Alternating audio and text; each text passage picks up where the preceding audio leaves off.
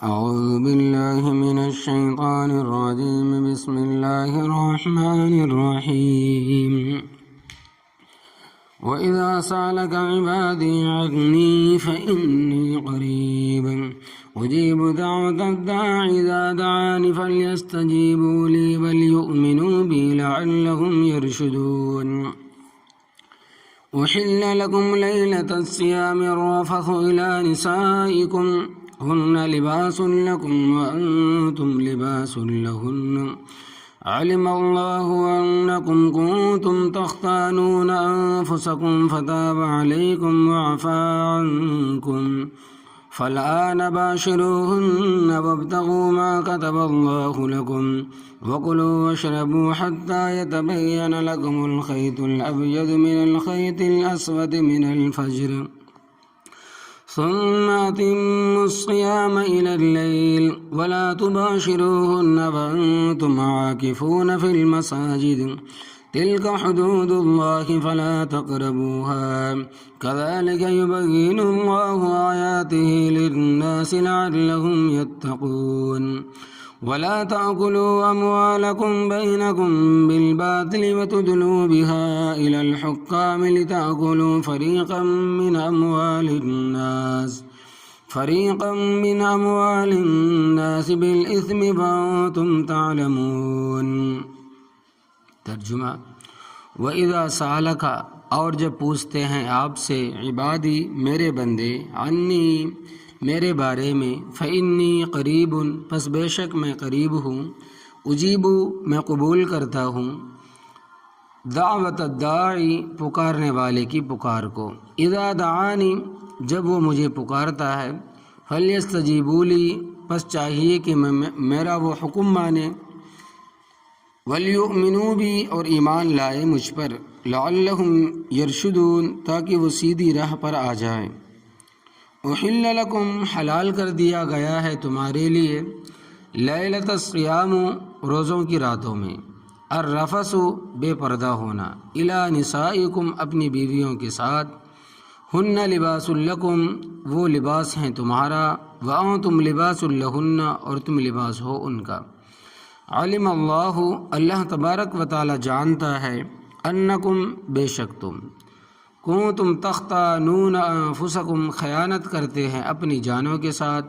فتاب علیکم پس رجوع فرمایا اللہ تبارک و تعالی نے تم پر، وعفى عنکم اور درگزر کر دیا تم میں سے، فالآن باشروہن پس اب تم مباشرت کرو ان سے، وابتغوا اور تلاش کرو، ما اس چیز کو، کتب اللہ لکم جو لکھ دی ہے اللہ تبارک و تعالی نے تمہارے لیے، وکلوا واشربوا اور کھاؤ پیو، حتی یتبین لکم یہاں تک کہ نمایاں ہو جائے تمہارے لیے، الخیط الابید سفید دھاگا، من الخیط الاسود سیاہ دھاگے سے، من الفجر فجر سے، ثم اتموا الصیام پھر پورا کرو تم روزے کو، الی اللیل رات کو تک، ولا تباشروہن اور تم مباشرت نہ کرو ان عورتوں سے، وانتم عاکفون جب ہو تم اعتکاف بیٹھنے والے، فی المساجد مساجد میں، تلک حدود اللہ یہ اللہ تبارک و تعالیٰ کی حدیں ہیں، فلا تقربوها پس تم ان کے قریب نہ جاؤ، کذالک یبین اللہ اسی طرح کھول کھول کر بیان کرتا ہے اللہ تبارک و تعالیٰ آیاتہ اپنے احکام، للناسی لوگوں کے واسطے، لعلہم یتقون تاکہ وہ پرہیزگار بن جائے، ولا تاکلوا اور نہ کھاؤ تم اموالکم بینکم ایک دوسرے کا مال آپس میں، بالباطل ناحق طریقے سے، وتدلوا بہا اور نہ لے جاؤ تم وہ مال، الی الحکام حاکموں کے پاس، لتاکلوا فریقا من اموال الناس تاکہ کھاؤ تم کچھ حصہ لوگوں کے مالوں میں سے، بالاسم ناحق طور پر، وانتم تعلمون حالانکہ تم جانتے ہو، ما قبل سے ربط یعنی پہلی آیات سے ربط، اس سے پہلے ذکر تھا وَلِتُكَبِّرُوا اللَّهَ عَلَى مَا هَدَاكُمْ اور تاکہ تم بڑائی بیان کرو اللہ تبارک و تعالیٰ کی، جس طرح اللہ تبارک و تعالیٰ نے تمہیں طریقہ سکھلایا ہے۔ اب یہاں اس بڑائی بیان کرنے کے آداب بتائے جا رہے ہیں کہ زور زور سے پکارنے کی ضرورت نہیں، اس لیے کہ رب تعالیٰ قریب ہے، اس کو خشوع اور عاجزی کے ساتھ آہستہ ہی پکارو۔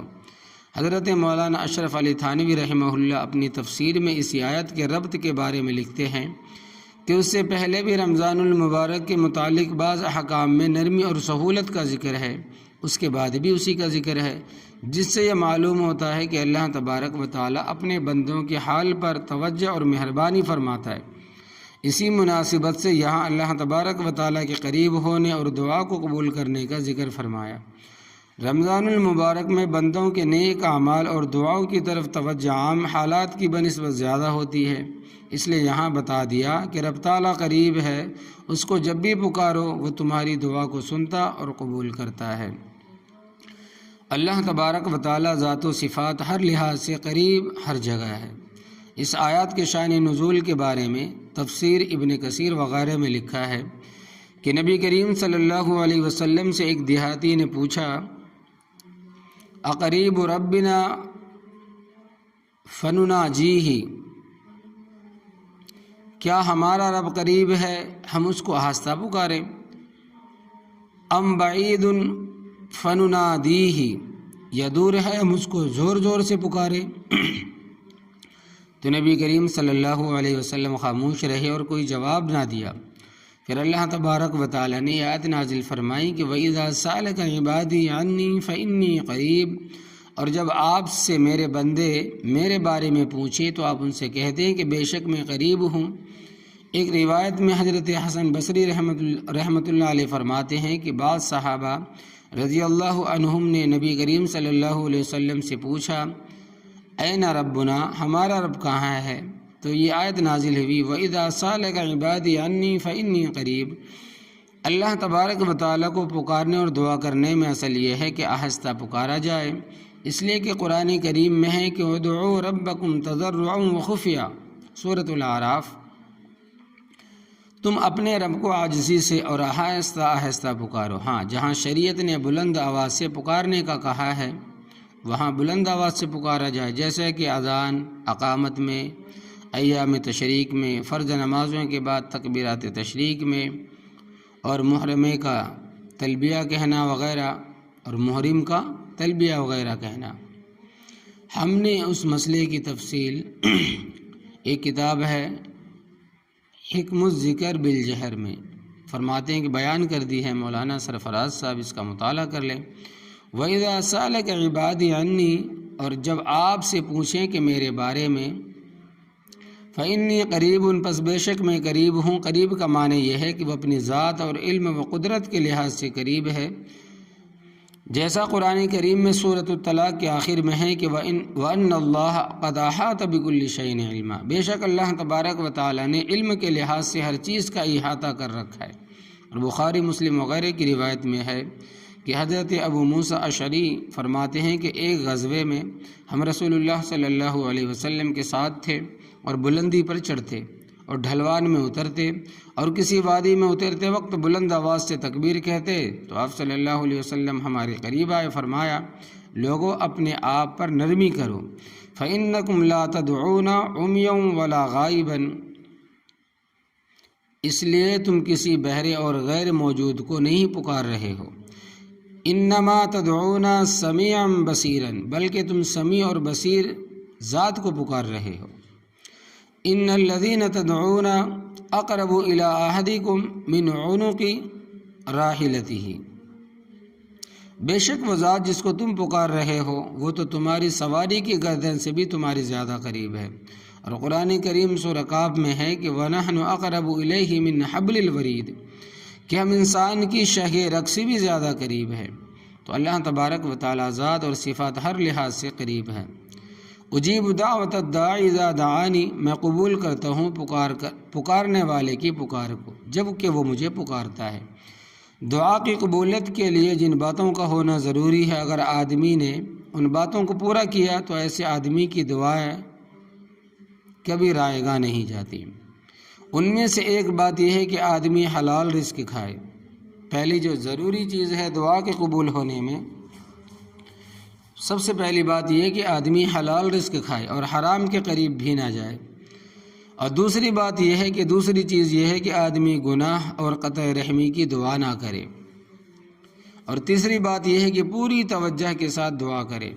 یہ ترمذی شریف کی روایت ہے کہ نبی کریم صلی اللہ علیہ وسلم نے فرمایا کہ ان اللہ لا يقبل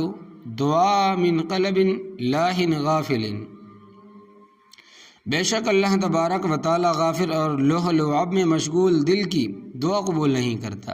اور دعا کے سلسلے میں اس بات کو ملحوظ رکھنا بھی ضروری ہے کہ آدمی جلد بازی کا مظاہرہ نہ کرے، یوں کہنا شروع کرے کہ میں اتنا عرصہ رب تعالیٰ سے دعا کرتا رہا، وہ میری دعا قبول ہی نہیں کرتا، اور پھر اس خیال سے دعا کرنا ہی چھوڑ دے۔ اور دعا کے قبول کرنے کا مطلب یہ ہے کہ بندے کی دعا رائے گاہ نہیں جاتی، بلکہ یا تو اللہ تبارک و تعالیٰ اس کی آرزو کے مطابق اس کو دے دیتے ہیں،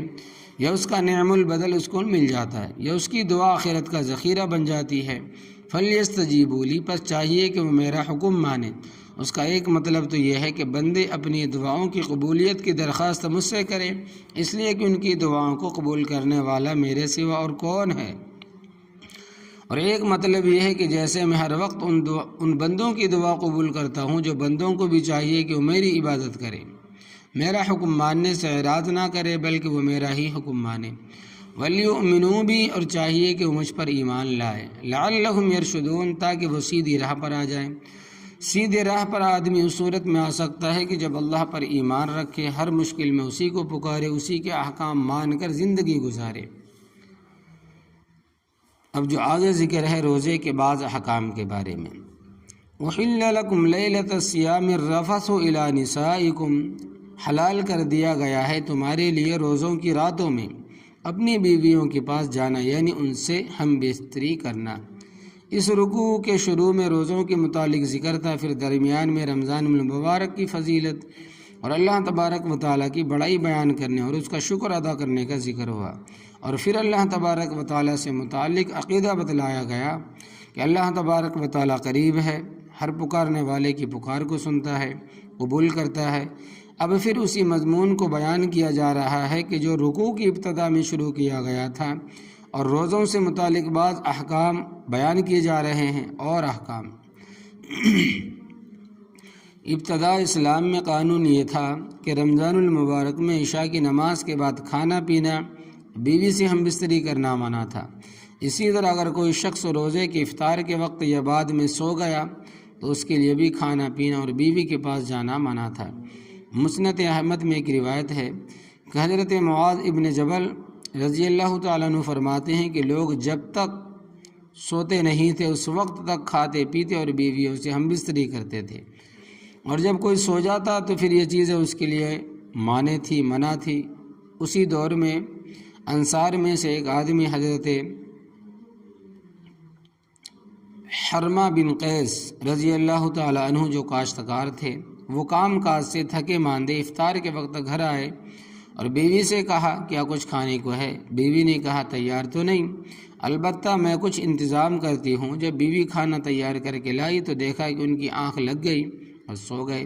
ان کو سویا ہوا دیکھ کر بیوی پریشان ہو گئی، ان کو بغیر کچھ کھائے پیے اگلے دن کا روزہ رکھنا پڑا۔ جب آدھا دن گزرا تو کمزوری کی وجہ سے ان پر بے ہوشی طاری ہو گئی۔ اس کا ذکر نبی کریم صلی اللہ علیہ وسلم کے سامنے کیا گیا تو پھر یہ آیت نازل ہوئی جس میں یہ حکم نازل ہوا کہ تم فجر طلوع ہونے تک کھا پی سکتے ہو۔ اور بخاری شریف میں حضرت برا ابن عازب رضی اللہ تعالیٰ عنہ سے روایت ہے کہ جب رمضان کے روزوں کا حکم ہوا تو سارا رمضان بیویوں سے ہم بستری منع تھی، مگر کچھ لوگ برداشت نہ کر سکے اور رات کو بیویوں کے پاس چلے گئے اور اپنے آپ کو خیانت کر بیٹھے تو پھر آیت کا یہ حصہ نازل ہوا، علم اللہ انکم کنتم تختانون انفسکم، اللہ تبارک و تعالی جانتا ہے تم اپنی جانوں سے خیانت کرتے تھے، مگر اللہ تبارک و تعالی نے تمہاری اس کارروائی کو معاف کر دیا اور تم پر رجوع فرما لیا۔ احل لکم لیلۃ الصیام الرفث الی نسائکم، تمہارے لیے حلال کر دیا گیا ہے جماع کرنا، ہم بستری کرنا، بیوی سے ملنا اپنی عورتوں سے روزوں کی راتوں میں، دن میں نہیں، اپنی عورتوں سے روزوں کی راتوں میں۔ الرفث یہ کنایہ ہے، جماع ہے۔ ہن لباس لکم وانتم لباس لہن، وہ تمہارے وہ عورتیں تمہارے لیے لباس ہے اور تم ان کے لیے لباس ہو، یعنی وہ تمہارے لیے پردہ، تم ان کے لیے پردہ ہو۔ میاں بیوی کے باہمی حقوق۔ عورت اور مرد کو ایک دوسرے کے لیے لباس قرار دیا کہ جس طرح لباس زینت کا باعث ہے، جس طرح لباس خوبصورتی کا باعث ہے، اسی طرح یہ بھی ایک دوسرے کے لیے زینت کا باعث ہے، خوبصورتی کا باعث ہے۔ اور جس طرح لباس جسم کو چھپاتا ہے، اسی طرح مرد و عورت بھی ایک دوسرے کے عیوب کو چھپاتے ہیں۔ اور جس طرح مرد لباس سے فائدہ اٹھاتا ہے اور عورت لباس سے فائدہ اٹھاتی ہے، اور لباس اور جسم کے درمیان کوئی چیز حائل نہیں ہوتی، اسی طرح میاں بیوی بھی آپس میں کسی حائل کے بغیر ایک دوسرے سے فائدہ اٹھا سکتے ہیں۔ اس لیے ان کو ایک دوسرے کے حق میں لباس کہا گیا، اور اسی لیے منع کیا گیا کہ عورت اپنی سہیلیوں میں بیٹھ کر مرد کی راز کی باتیں بیان نہ کرے، اور مرد کو بھی منع کیا گیا ہے کہ اپنے دوستوں میں اپنی بیوی کی راز کی باتیں ہرگز بیان نہ کرے۔ علم اللہ انکم کنتم تختانون انفسکم فتاب علیکم وعفی عنکم، اللہ تبارک و تعالی جانتا ہے کہ تم اپنے آپ کے ساتھ خیانت کرتے تھے، بس اللہ تبارک و تعالی نے تم پر رجوع کیا اور تم سے درگزر کیا۔ رمضان المبارک میں رات کو اپنی بیویوں کے پاس جانے کی پابندی کے باوجود بعض لوگ برداشت نہ کر سکے اور بیویوں سے ہم بستری کر بیٹھے، جن میں حضرت عمر رضی اللہ تعالیٰ عنہ اور کعب ابن مالک رضی اللہ تعالیٰ عنہ کے بارے میں روایت میں آتا ہے کہ حضرات بھی تھے۔ بے شک ان سے یہ لغزش ہوئی، مگر جب اللہ تبارک و تعالیٰ نے ان کو معاف کر دیا تو اب کوئی آدمی ان پر تان کے طور پر ان کی غلطی کو بیان نہیں کر سکتا۔ اس قسم کے واقعات بیان کرنے میں کوئی حرج نہیں ہے۔ صحابہ رضی اللہ عنہم جہاں بھی غلطی ہوئی اس کا بیان قرآن کریم میں، احادیث میں ہوا، تو ساتھ ہی اللہ تبارک و تعالیٰ کی طرف سے ان کو معاف کر دینے کا ذکر بھی ہوا ہے۔ اس لیے کوئی شخص بھی صحابہ رضی اللہ عنہم کی غلطیوں کو تان کے طور پر بیان نہیں کر سکتا۔ فالآن باشروہن وابتغوا ما کتب اللہ لکم، پس اب تم ان عورتوں سے مباشرت کر سکتے ہو اور تلاش کرو اس کو جو اللہ تبارک و تعالیٰ نے تمہارے لیے لکھ دیا ہے۔ میاں بیوی کا مقصد ہم بستری سے صرف شہوت کا پورا کرنا ہی نہیں ہونا چاہیے، بلکہ مقصد نسل انسانی کی بقا اور اولاد ہونی چاہیے۔ وکلوا واشربوا، اور کھاؤ پیو، حتی یتبین لکم الخیط الابیض من الخیط الاسود من الفجر، یہاں تک کہ ظاہر ہو جائے تمہارے لیے سفید دھاگا سیاہ دھاگے سے فجر سے، یعنی فجر طلوع ہو جائے۔ ابتدا میں من الفجر کا جملہ نازل ہوا تھا، تو بخاری شریف وغیرہ کی روایت میں ہے کہ بعض حضرات نے اپنی ٹانگوں سے سفید اور کالا دھاگا باندھ رکھا تھا اور پھر رات کو دیکھتے رہتے تھے کہ دونوں دھاگوں میں فرق ظاہر ہوتا ہے یا بھی نہیں۔ قرآن کی فہمی کے لیے سنت سے رجوع ہونا ضروری ہے۔ قرآن کو سمجھنے کے لیے سنت کو پڑھنا، سنت کو سمجھنا، سنت کی طرف رجوع کرنا ضروری ہے۔ بغیر سنت کے، بغیر حدیث کے کوئی بھی شخص قرآن کریم کو نہیں سمجھ سکتا۔ حضرت عدی بن حاتم رضی اللہ تعالیٰ عنہ سے روایت ہے کہ جب یہ آیت نازل ہوئی حتی یتبین لکم الخیط الابیض من الخیط الاسود، تو میں نے اپنے سرہانے کے نیچے کالا اور سفید دھاگا رکھ لیا اور رات کو دیکھتا رہتا، اور جب تک ان دونوں میں فرق نمایاں نہ ہوتا میں کھاتا پیتا رہتا۔ پھر میں نے اس کا ذکر نبی کریم صلی اللہ علیہ وسلم کے سامنے کیا تو آپ صلی اللہ علیہ وسلم نے فرمایا کہ تیرا سرہانہ تو بڑا لمبا چوڑا ہے، تیرا سرہانہ تو بڑا لمبا چوڑا ہے۔ ان دھاگوں سے مراد ظاہری دھاگے نہیں، بلکہ کالے دھاگے سے مراد رات کی سیاہی اور سفید دھاگے سے مراد صبح کی سفیدی ہے۔ اور پھر من الفجری کا جملہ نازل ہوا کہ رات کی تاریکی سے دن کی سفیدی واضح ہو جائے، اور یہ صبح صادق کے طلوع کا وقت ہے، تو اب اس وقت تک کھانے پینے سے اور جماع کی اجازت، کھانے پینے اور جماع کی اجازت ہے، خواہ رمضان کا روزہ افطار کر کے آدمی سو جائے یا نہ سوئے، ہر حال میں صبح صادق کے طلوع ہونے تک رمضان کی راتوں میں ان چیزوں کی اجازت ہے۔ اب غور کریں کہ حضرات صحابہ کرام رضی اللہ عنہم عربی زبان کے ماہر تھے، انہی کی زبان میں قرآن کریم نازل ہوا اور وہ براہ راست نبی کریم صلی اللہ علیہ وسلم کی شاگرد تھے۔ اس کے باوجود کئی مقامات میں وہ قرآنی آیات کا مفہوم از خود نہ سمجھ سکے جب تک کہ نبی کریم صلی اللہ علیہ وسلم نے اس کی وضاحت نہ فرمائی۔ تو آج کے دور میں غلام احمد پرویز اور جیسے دیگر شکیل بن حنیف ملحد لوگ کیسے دعویٰ کر سکتے ہیں کہ ہم احادیث کے بغیر ہی قرآن کریم کو سمجھ سکتے ہیں؟ ثم اتموا الصیام الی اللیل، پھر تم پورا کرو روزے کو رات تک۔ پہلے روزہ شروع ہونے کا وقت بتایا گیا، فجر طلوع ہونے تک کھا پی سکتے ہیں، اور جب فجر طلوع ہو جائے تو کھانا پینا منع، اس لیے روزے کا وقت شروع ہو گیا۔ اب روزے کا آخر وقت بیان کیا جا رہا ہے کہ رات شروع ہوتے ہی روزے کا وقت ختم ہو جاتا ہے، اور رات شروع ہوتے ہی جب سورج غروب ہو جائے عورت گھر میں اعتکاف بیٹھے۔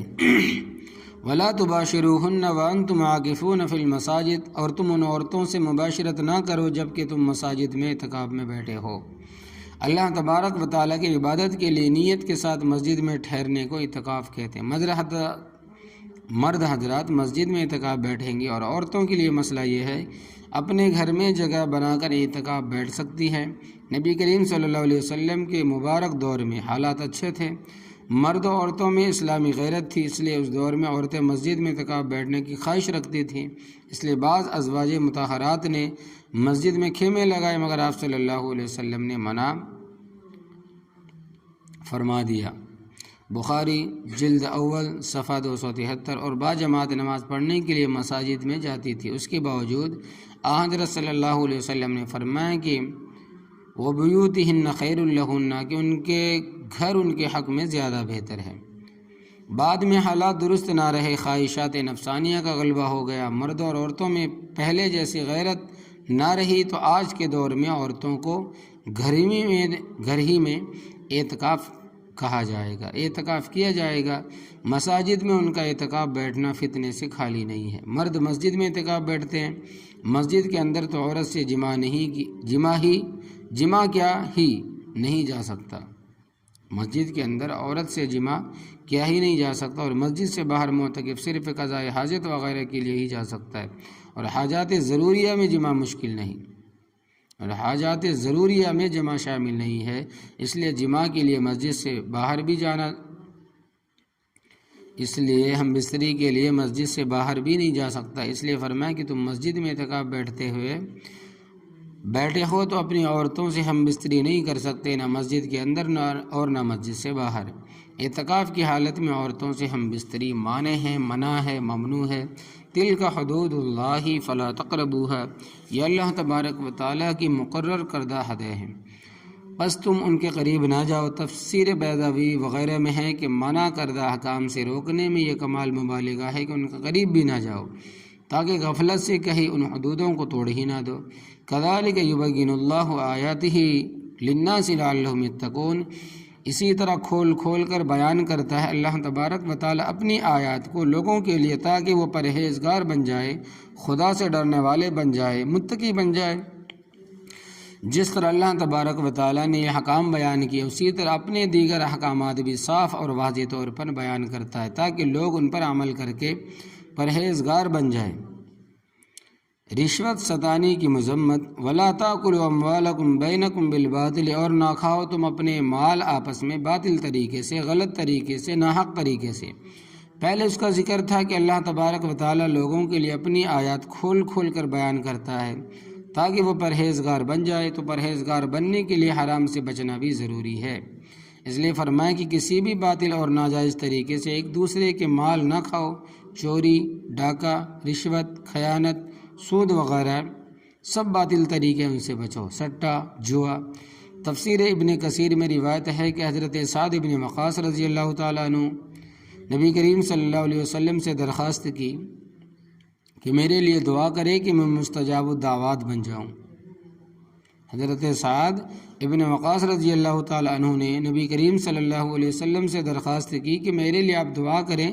کہ مستجاب الدعوات بن جاؤں، جب بھی اللہ تبارک و تعالیٰ سے دعا کروں تو وہ میری دعا قبول کریں، میری دعا رد نہ ہو۔ آپ صلی اللہ علیہ وسلم نے فرمایا کہ اگر تم مستجاب الدعا بننا چاہتے ہو تو حرام کے قریب نہ جاؤ، اس لیے کہ حرام کا ایک لقمہ کھانے سے آدمی 40 دن دعا کی قبولیت سے محروم رہتا ہے۔ وَتُدْلُوا بِهَا إِلَى الْحُكَّامِ لِتَأْكُلُوا فَرِيقًا مِّنْ أَمْوَالِ النَّاسِ بِالْإِثْمِ، اور نہ لے جاؤ تم وہ مال حاکموں کے پاس تاکہ کھاؤ تم ان لوگوں کے مال کا کچھ حصہ ناحق طور پر۔ اور نہ لے جاؤ تم وہ مال حاکموں کے پاس تاکہ کھاؤ تم لوگوں کے مال کا کچھ حصہ ناحق طور پر۔ عام طور پر دیکھنے میں آیا ہے اور اخبارات میں بھی اس قسم کی خبریں شائع ہوتی رہتی ہیں کہ ایک فریق نے ناجائز طور پر کسی کی جائیداد پر قبضہ کرنے کے لیے مقدمہ دائر کر دیا ہے اور وکیل کو فیس دے کر یا جج کو رشوت دے کر مقدمہ جیت لیا، تو اس قسم کی حرکت سے منع فرمائے کہ ایسا مت کرو۔ بالاسم سے مراد ناجائز طریقہ خواہ جھوٹی شہادت یا جھوٹی قسم کے طور پر ہو یا کسی اور طریقے سے۔ وَأَنْتُمْ تَعْلَمُونَ، حالانکہ تم جانتے ہو کہ تمہاری یہ کارروائی ظالمانہ ہے، تمہارا یہ کام ظلمتوں والا ہے، ظالمانہ ہے۔ اگر حاکم تمہاری اس غلط کارروائی میں شریک ہوا ہو تو اس کا مطلب یہ ہے کہ تم رشوت خور حاکموں کو جانتے ہوئے بھی انہی کے پاس ایسے مقدمات لے کر جاتے ہو تاکہ لوگوں کے مال کا کچھ حصہ کھا لو۔ اور اگر حاکم تمہاری اس کارروائی میں شریک نہیں تو اس کا مطلب یہ ہے کہ تم تو جانتے ہو کہ تم نے دعویٰ غلط اور ناجائز دائر کیا ہے، اور حاکم تو بے خبر ہے، اس نے تو ظاہر کے لحاظ سے فیصلہ دینا ہے، اور تم جھوٹی شہادت یا جھوٹی قسم کے ساتھ اپنے دعوے کو حاکم کے سامنے ثابت کر دو تو ساری کارروائی کا وبال تم پر ہی پڑے گا، اس لیے کہ تم جانتے ہو۔ اللہ تبارک و تعالی عمل کی توفیق عطا فرمائے، آمین یا رب العالمین۔